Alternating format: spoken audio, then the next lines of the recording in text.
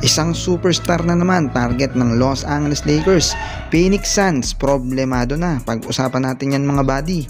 Sa ganda nga ng nilalaro ni Domantas Sabonis dito sa Sacramento Kings, ay sino nga bang kupunan ang hindi may impress dito?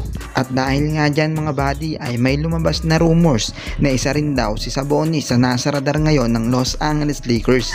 Medyo napailing nga lang ang mga Laker fan nang mabasa nila ang article na ang posibleng matrade nga ay itong si Reeves, Vanderbilt, Gabe Vincent at itong ang si Shake Milton.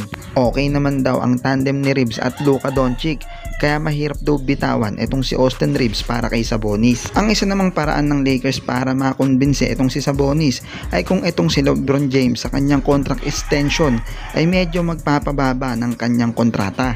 At dun nga nila kukumbinsin ang Sacramento na ang magiging kapalit ni Sabonis ay si Hachimura at Jackson Hayes. At pwede nga nilang isama dito si Gabe Vincent para nga magkaroon ng espasyo ang Lakers para sa sahod nitong si Sabonis na umaabot nga ng 30 million per year.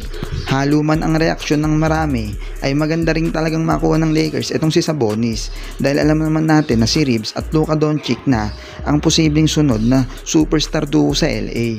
At kung maidadagdag pa nila sa Sabonis kung sakaling magretiro na si LeBron ay hindi na mamomblema ang Lakers dahil meron silang nabuong bagong Big 3. Abangan na lang natin mga repa kung ano nga ba talaga ang magiging solusyon ng Lakers sa kanilang center position. Ang liga na inaabangan ng lahat, ang NBA, ay pwede kang sumabay dito at pwede ka ring manalo.